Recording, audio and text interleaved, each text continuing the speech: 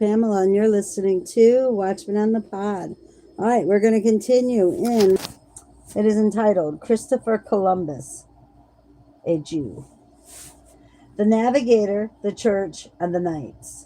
The Knights of Columbus is one of the strongest, if not the very strongest, of all the numerous organizations embraced within the American Federation of Catholic Societies. One of the aims of this organization is to secure the recognition of Columbus Day for a national holiday, upon which day the Roman Church, with all the pomp, trappings, and circumstances, with cardinals, archbishops, bishops, priests, and monks, together with all Catholic societies, congregations, confraternities, with Roman Catholic military organizations, may parade the streets in all the gaudy robes and vestments and other insignia of the Roman Church in order to impress Americans with the sense of their power. Among the methods which the Roman Catholic prelates, priests, and politicians are using to make America dominantly Catholic is that of extolling those supposed to be of their own faith who were active in the discovery, colonization, and settlement of America. And among these, by far the most important, stands Christopher Columbus. Columbus was not a knight, though he lived near the close of the days of chivalry, and was considerable of an errant on the seas, making 4 voyages to the land he thought to be India, besides others, according to his own account, with which the reading world is less familiar. As one of the discoverers of the New World, leading to its settlements and colonization, he may deserve some praise, but the effort to make him a saint and advance agent of the Holy Roman Catholic Church on this continent has no substantial basis in fact, since the latest investigations tend to support the view that he was a Jew at heart, as he certainly was half Jewish in lineage, and that his representations to the Spanish sovereigns as to the religion and even to his birthplace were made merely with a view of concealing his real origin and sentiments. This is supported by such facts and consideration as the following. 1. The assertion of his illegitimate son and first biographer, Fernando, that his father did not desire his origin and fatherland to become known.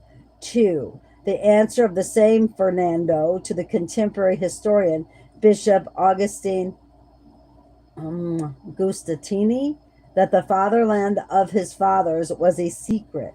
This circumstance at the same time reminding us that the writing of history in Spain as regards to the New World was restricted by law to the priestly orders.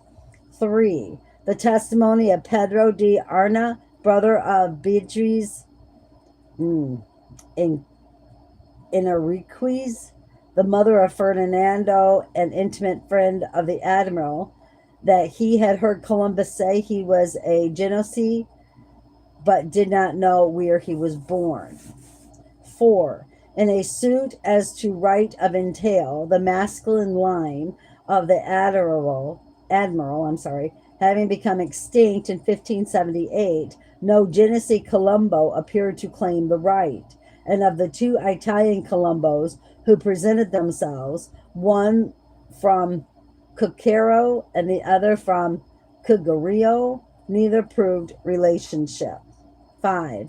Columbus never mentioned father or mother and never used the Italian language. Of the 97 distinct pieces of writing by his hand, which either exist or are known to have existed, 64 being preserved in their entirety, all except a few monograms in Latin were written in Spanish.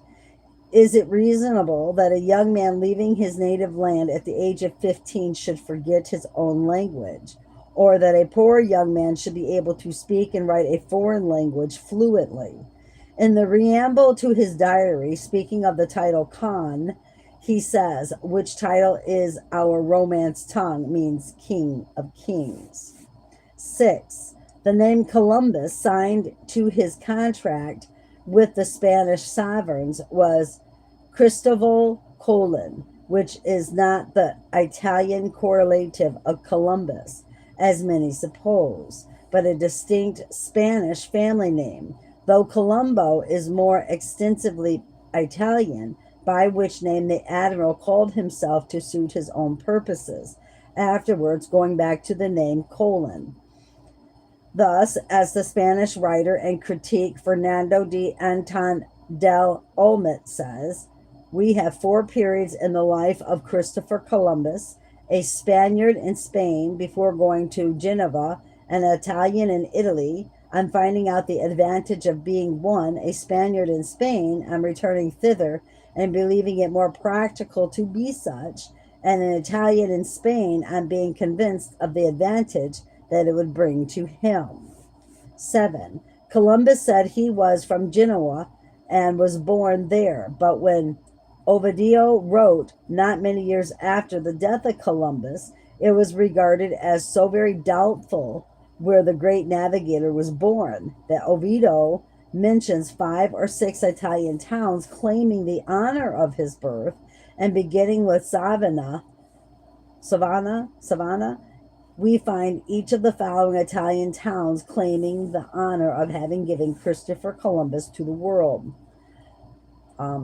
Plaisance, Cucacero, Colito, Padello, Nervi, Alabissoli, Bagalisco, Caseria, Fenel, Onagila, Quinto, Navarre, Chivalry, Milan, and Modena. That's crazy. These claims arose largely from the lack of definite data among Colombo families in Geneva and lines of his ancestry existing there, and the further fact that families of the name Colombo existed in each of these several towns. Speaking of these claims, Justin Windsor, the historian, says the pretensions of some of them were so urgent that in 1812 the Academy of History at Genoa thought it worthwhile to present the proofs as regards their city to the world. The claims of Cucero were used in support of a suit by Balthazar Colombo to obtain possession of the admiral's legal rights. The claim of Calalito seems to have been mixed up with the supposed birth of the concerts, Colombos, in that town, who for a long time were confounded with the admiral. There is left in favor of any of them, after their claims are critically examined, nothing but local pride and ambition. Number 8. A later claimant for this honor was the town of Calvi in Corsica, and their cause was particularly embraced by the French. As late in 1882, President Grevy of the French Republic undertook to give a national sanction to these claims by approving the erection there of a statue of Columbus. The assumption is based upon a tradition that the great discoverer was a native of the place. The principal elucidator of that claim, the Abbé Martin Casanova di Pioggio, says Justin Windsor seems to have a comfortable notion that tradition is the strongest kind of historical proof, though it is not certain that he would think so with respect to the 20 and more other places on the Italian coast where similar traditions exist or are said to be current. Finally, in order to determine the value of the evidence serving as basis to the claim made by Genoa to be the birthplace of the renowned admiral, says Del Olmec, it suffices to know that 4 cities have dedicated 4 marble monuments to their son, Christopher Columbus. 2 possess the register of his baptism, and 8 or 10 which present divers title deeds to consider themselves his cradle, and opinions are not wanting with attribute to him a Greek nationality. 9.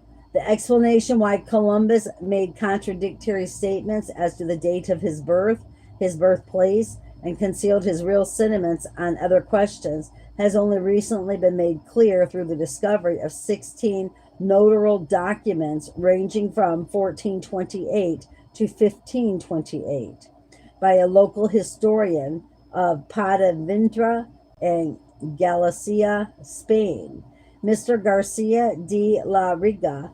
These documents relating to the Colon and Fonterosa families, who also found their evidences that Christopher Columbus, whose natal name was Cristobal Colon, was born and passed his childhood in that city, his parents having been Domenico di Colon and Susanna Fonterosa, a Jewish.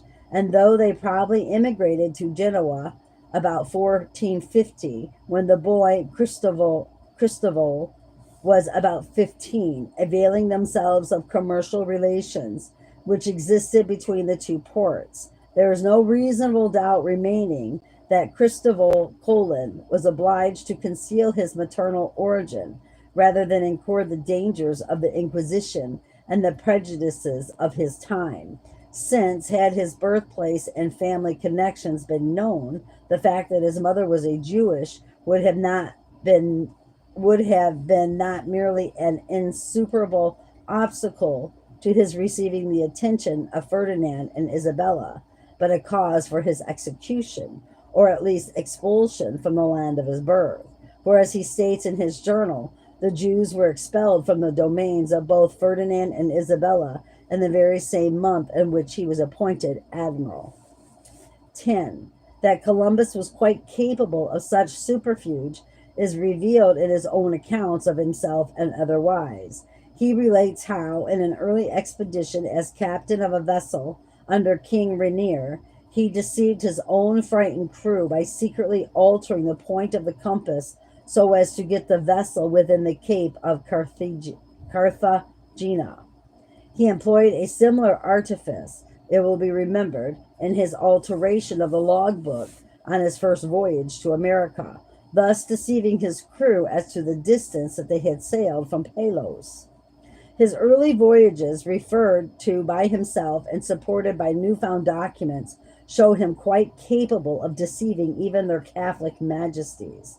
Of the early career of Columbus, says Justin Windsor, it is very certain that something may be gained at Semencaus, for when Bergenroth, sent by the English government, made search there to illustrate the relations of Spain with England, and published his results with the assistance of Gallegos in 1862 to 1879 as a calendar of letters, dispatches, and state papers relating to negotiations between England and Spain.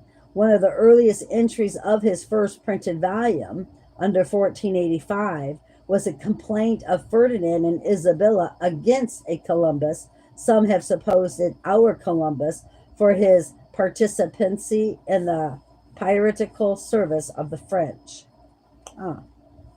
Number 11. But it may be asked, how does the nativity of Columbus at Pontevedra comport with his sending his title deeds, dispatches, and documents to Genoa by Nicholas Ordingo, ambassador from that city to the court of the Catholic sovereigns?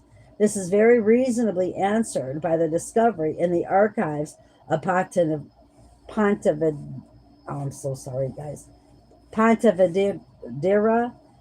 of a document as follows.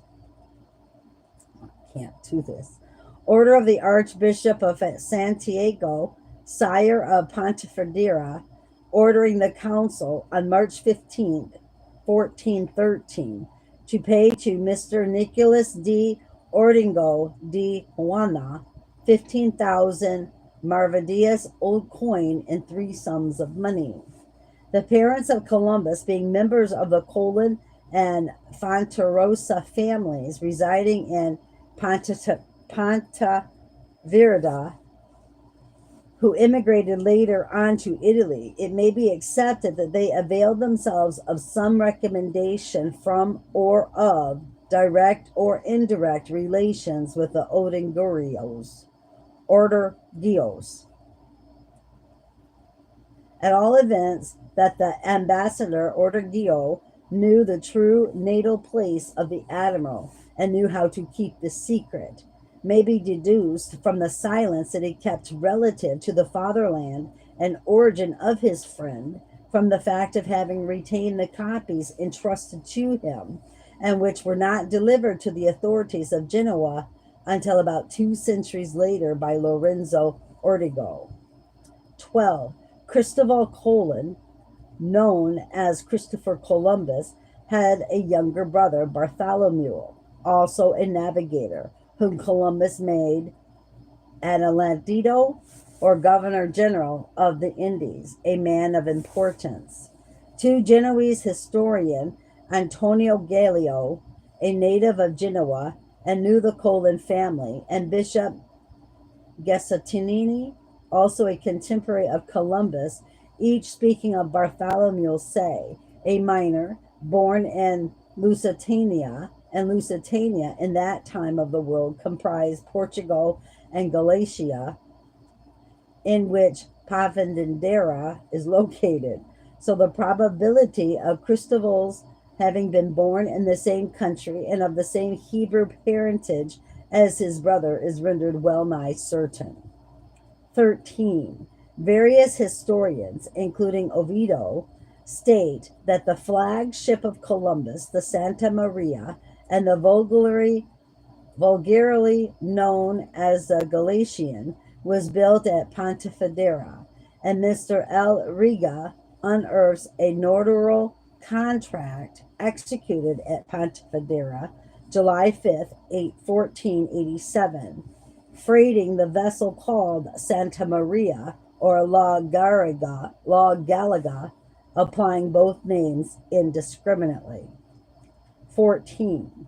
A plot of land appraised to the Colon family, half a kilometer from Pontevedra, was bounded by other lands in the cove of Porto Santo in the parish of San Salvador, where a triangular space existed near the home of the elder Colon, adjacent to the gate and tower of Gallia.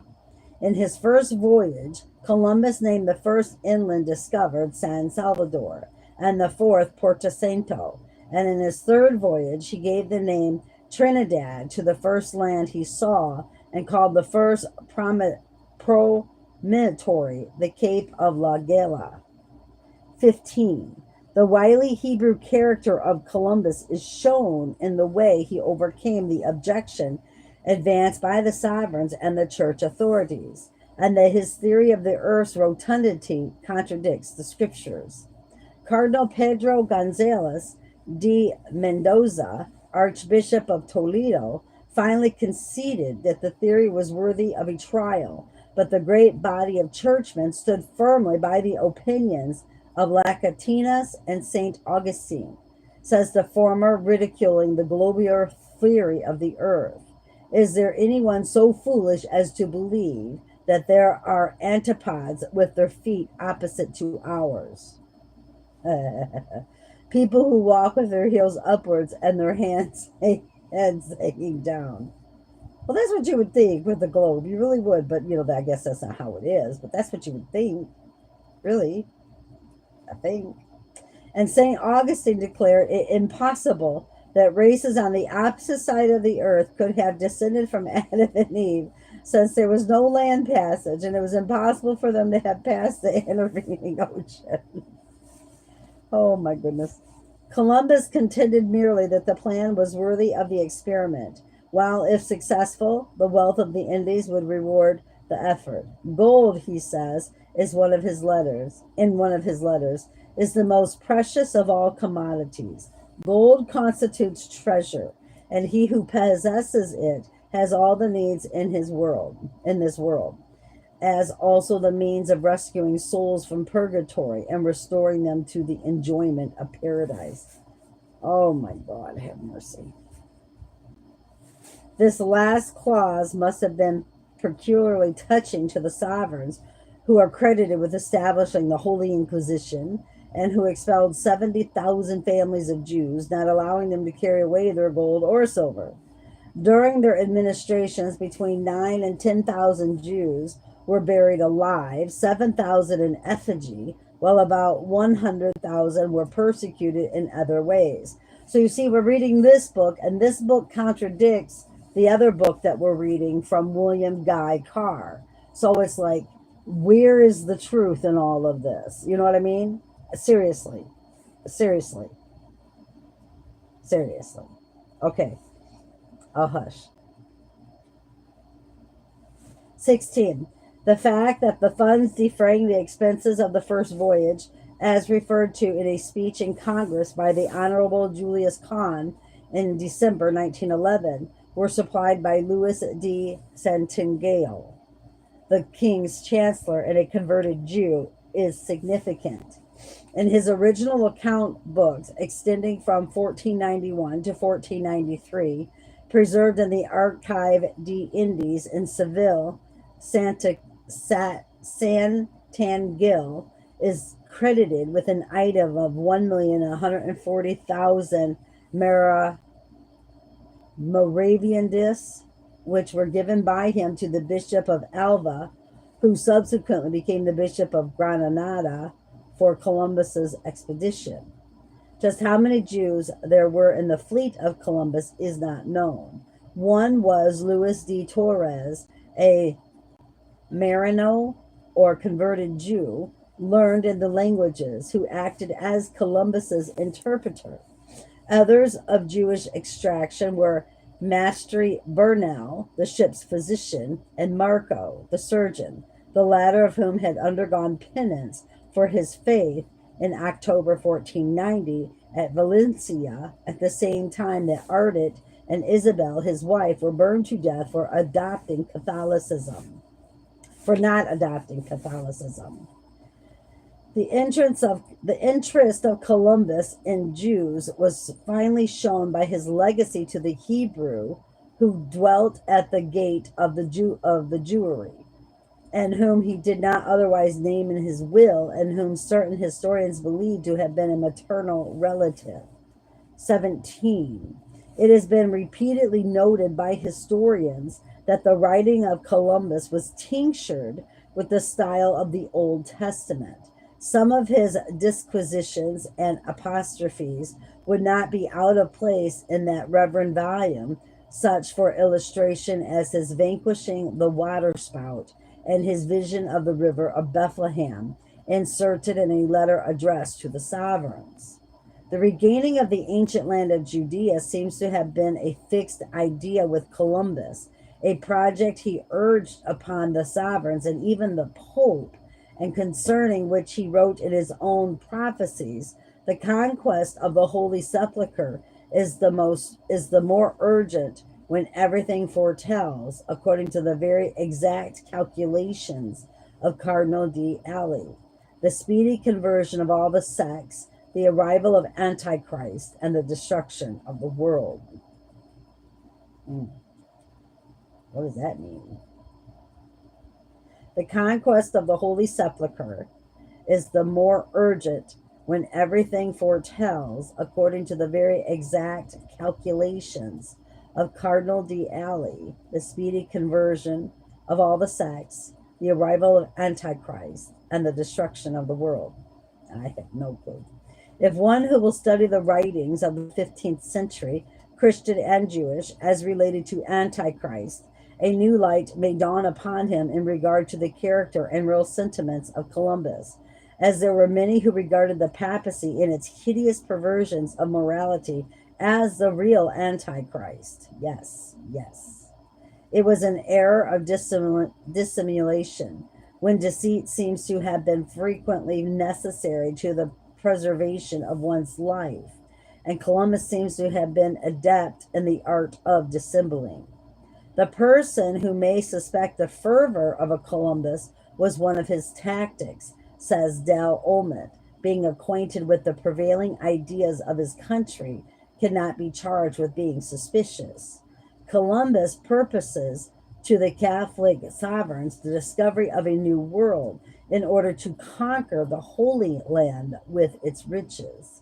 He fortifies his project with the religious spirit of that kingdom, in which a standing was given to the tribunal of the Inquisition, and the expulsion of the Jews decreed.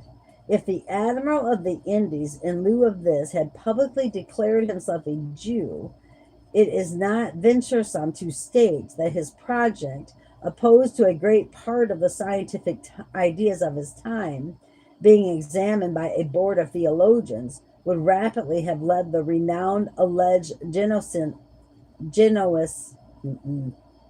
Genoese to those autos in which the faith turned to fanaticism, changed into sanguinary persecution, the pious indulgence of Christ.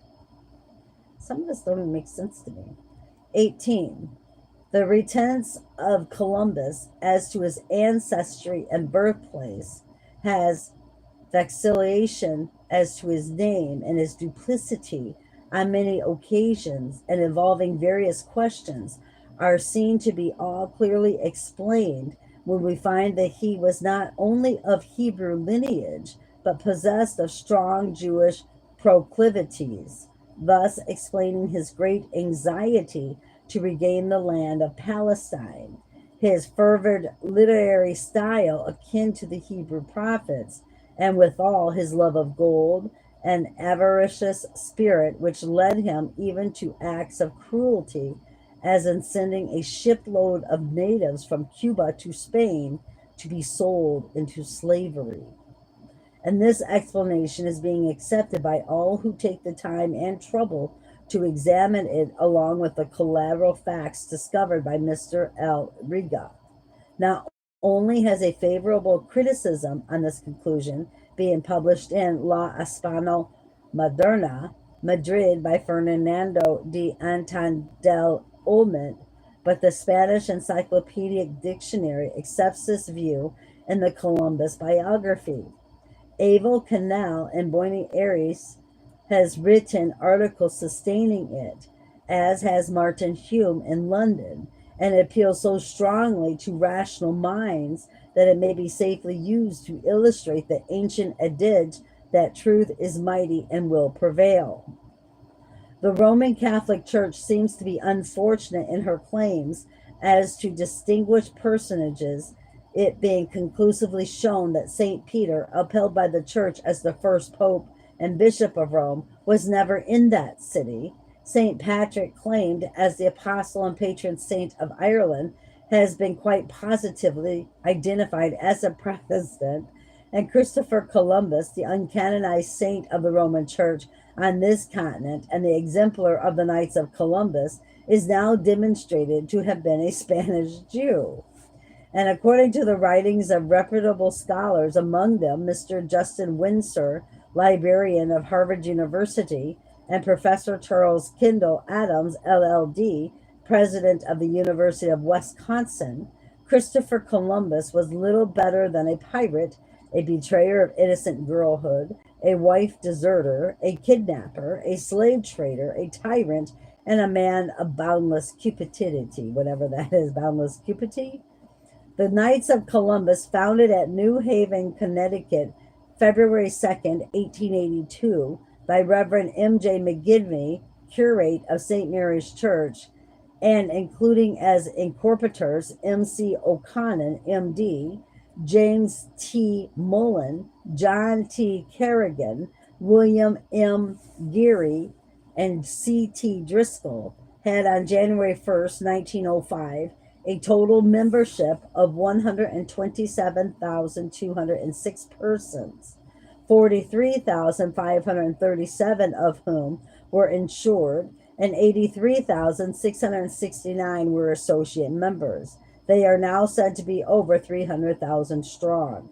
The total net assets of the Knights on the above date were $1,290,196.31, of which $1,239,137.89 was deposited as a mortuary reserve fund for protecting outstanding insurance contracts.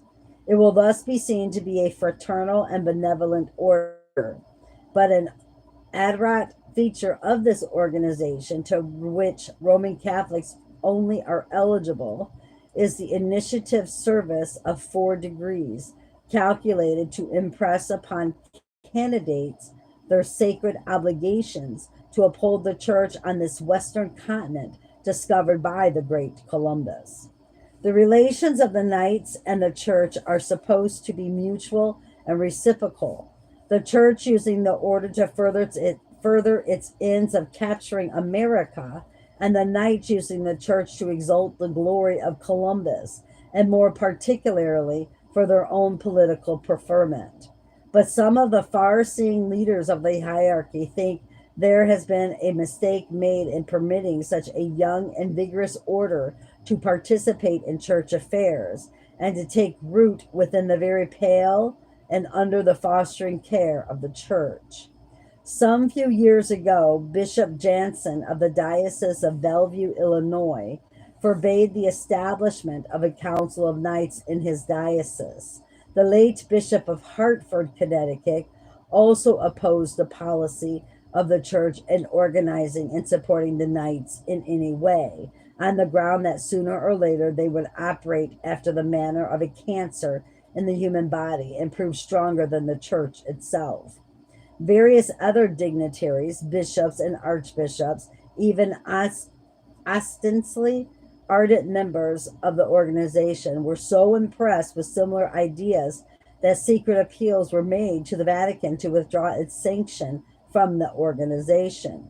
But the Vatican, in view of the pecuniary grants made by the knights in support of the faith and hope they have aroused as an aid to capturing America, has thus far taken no action against them. The late Cardinal Satoli, in his extraordinary visit to the United States in 1904, ostensibly to prefer the marriage ceremony for the daughter of Martin Maloney, a marquise of the Roman Catholic Church, and for which, incidentally, he received a fee of several $1,000s, was instructed to investigate the ground of these appeals against the knights filed at the Vatican. For reasons which need not be stated, his advice to the American branch of the Roman hierarchy was that, in view of the strength of the organization numerically, financially, and intelligently, it would be unwise to oppose them for the present at least. In that year, the organization presented the Catholic University at Washington, D.C., the sum of $50,000 to establish a chair in history in that institution. The knights themselves, it may be truthfully said, are not in the organization entirely for the sake of their own health, or even for the glory of the church, inasmuch as they are many ambitious men among their leaders, and some that have little or no use for the church. However, they work in collusion with a hierarchy and are heart and soul in politics. This fact is well known to political machines and non Catholic politicians. Those candidates must receive the approval of Rome and the knights before they dare nominate them for either dog pound or presidency. Knights of Columbus have assured me that their organization with the Church of Rome controls the municipal, state, and federal government and also influences the business interests throughout the country. They have also assured me within the past few years that it is almost impossible for a man to secure a position or promotion in any business house or corporation if a Knights of Columbus be a competitor. Notwithstanding these facts, the innocent knights, like their Jesuitical spiritual advisors, publicly declare that they are not in politics, as the rules of their organization forbid their being in such unholy environment, it being considered dangerous to their faith and morals. And in order to wholly disabuse the minds of the guileless non-Catholics of any such suspicion, they frequently protest against the union of church and state. In the first session of the 62nd Congress, Honorable Ben Johnson of the 4th Kentucky District, himself a member of the Knights, denounced Dr. Emil Sheriff, a brother knight, for having promised to deliver the Catholic vote in his Johnson's district, as well as in other congressional districts. Why this stage play to the public through the press gallery in the capital of Washington, D.C.? If the gallant and honorable member from Kentucky was sincere in his denunciation of Dr. Sheriff? Why has he not denounced Cardinal Gibbons, Archbishop Ireland, at all for similar conduct and worse? For the purpose of hoodwinking the non Catholics, this stage play was continued. Dr. Sheriff was tried and expelled from this political religious organization. If the Knights of Columbus were sincere, why have they not expelled their spiritual leaders, brother knights, those no whose principal business is politics, a Jesuitical politics, which has been the curse of Catholic countries and is today a menace to non-Catholic countries. The Knights of Columbus, together with the Church of Rome, have succeeded in making October 12th, Columbus Day, a holiday in many states of the Union, and have caused to be a place in Congress a bill to create it a national holiday, as shown in accompanying illustration. A similar bill will undoubtedly be passed in the near future. The Church and the Knights have been instrumental in setting up various busts and statues of Columbus in public places and even in the White House, and the end is not yet. A majestic statue of this remarkable personage, Columbus, is being erected on the plaza in front of the Union Station at Washington, D.C., in full view of the approaches from Capitol and City. The plan for erecting this statue was started by the Church and the Knights, who secured an approbation of $100,000 from Congress. The President of the United States, at the suggestion of the Roman Catholic hierarchy and the Knights of Columbus, has fixed a date for this political religious celebration, as will be seen from the following items which appeared in the Catholic Telegraph, published in Cincinnati, Ohio. President fixes date. President Taft has set Saturday, June 8th, as the time for the unveiling and dedication of the Columbus Memorial on Union Station Plaza in Washington, D.C.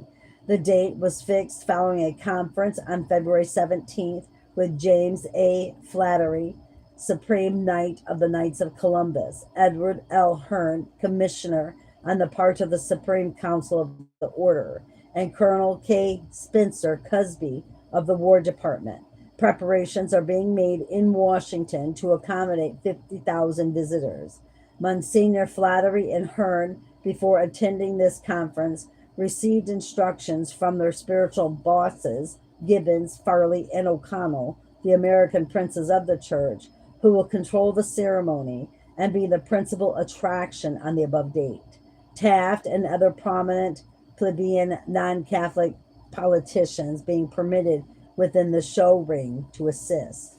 I would respectfully suggest that the Roman Catholic hierarchy and Knights of Columbus place upon the proposed monument the following inscription proposed by Dr. Henry Brown, the spokesman, Washington, for a similar monument at Walla Walla in that street. To the memory of Christopher Columbus, in grateful recognition of the fact that he was the originator of American slavery and the first slave driven in the New World. Ooh. Dr. Brown, in proposing this inscription, writes, I do not forget that very many people, through lack of information, may be tempted to look upon the wording as slanderous and inappropriate. But for the benefit of all such, I will simply say that these quotations are the exact words used by Professor Justin Windsor, Harvard librarian, in his great work on Christopher Columbus, page 312, fifth line from the top and first line on page 282. In any religious sect, it is to control the ceremony, which should be entirely national and in which all cases, without regard to creed, should participate. It would seem more appropriate and more in accord with the truth of history that this ceremony be controlled by the Jews. Wow. I don't even know what to say right now. Maybe I'm wrong. Maybe both these books are like coming in together. I don't know, but wow is wow is wow, wow, wow is all I can say. All right. Done with that. Keep your eyes on Jesus, brothers and sisters. Your nose in the book, which is the Word of God. And let us embed the Word of God upon the tablets of our hearts, so you and I will not sin against God or be deceived. Love you all. Bye-bye.